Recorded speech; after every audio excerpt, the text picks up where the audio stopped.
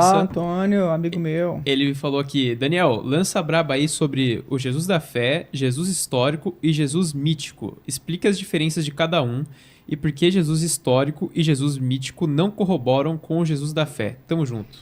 O Jesus da fé eu mencionei brevemente. Um abraço aí ao Antônio Miranda, que faz um trabalho interessante na militância ateísta aqui no YouTube também.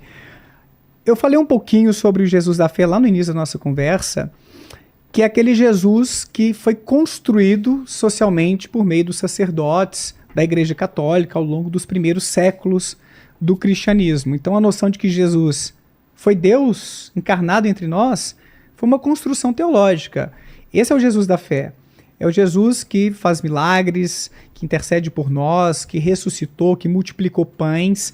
A história, ou o trabalho do historiador, não tem nada que ver com esse tipo de Jesus. O historiador ele não tem nenhum tipo de elemento capaz de corroborar os milagres bíblicos. Não adianta nem trazer o prego aqui da crucificação e falar que então Jesus ressuscitou. Você pode falar que é uma prova, de repente, de que houve crucificações, mas que houve uma ressurreição é bem diferente.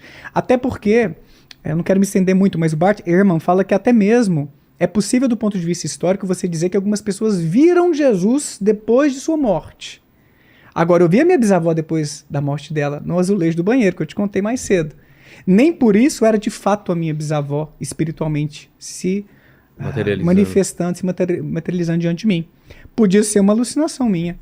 Pessoas que têm um rompimento, uma perda de um ente querido brusca e mexe com a sua cabeça, uma sensação de culpa, são mais inclinadas a ter algum tipo de alucinação com o ente que faleceu.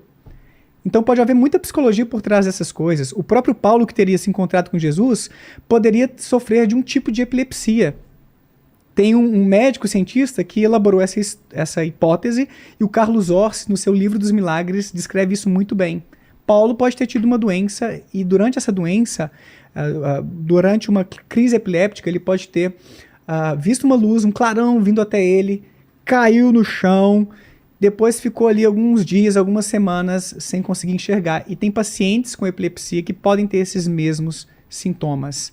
Então a gente tem que descartar as hipóteses mais plausíveis, que a gente sabe que coisas assim ocorrem no mundo, antes de abraçar uma ideia sobrenatural. É isso que o ceticismo, ou que uma posição mais razoável, mais racional, pelo menos, diz pra gente. Então Jesus da fé é esse Jesus que foi sendo construído em torno de lendas, muitas das quais foram herdadas de outras mitologias. Jesus não foi o primeiro, supostamente, curar cego, a ressuscitar uma pessoa que morreu, ou a ele mesmo voltar dos mortos. Houve outros casos na história. O Jesus histórico seria esse personagem que de fato existiu, que os historiadores reúnem elementos a partir de registros, como as próprias escrituras, registros paralelos, para além da Bíblia, que endossam, que corroboram a ideia de que houve um judeu ali no século I na Palestina, dizendo que o fim dos tempos estava próximo. Vocês têm que se preparar aí, inclusive uma profecia que acabou não se cumprindo ali, que ele diz em 2 dos evangelhos, né? Muitos dos que estão aqui presentes nesta geração virão tudo isso que eu estou dizendo agora. Não rolou. Vamos esperar mais um cadinho. Desculpa, isso aqui foi uma... Desculpa, espero que ninguém tenha se ofendido com essa... Enfim, esse é o Jesus histórico, O que a gente pode extrair de historicidade, daquilo que provavelmente aconteceu sobre Jesus? Existiu mesmo? Os historiadores parece que, em geral, concordam que houve esse cara que estava pregando o fim dos tempos lá atrás, e que não acreditava ser Deus, reforçando aquilo que eles dizem também. Agora, o Jesus mítico seria uma ideia sobre um Jesus que sequer existiu. Nem houve esse homem. Essa é uma vertente que parece ser menos endossada pelos acadêmicos historiadores.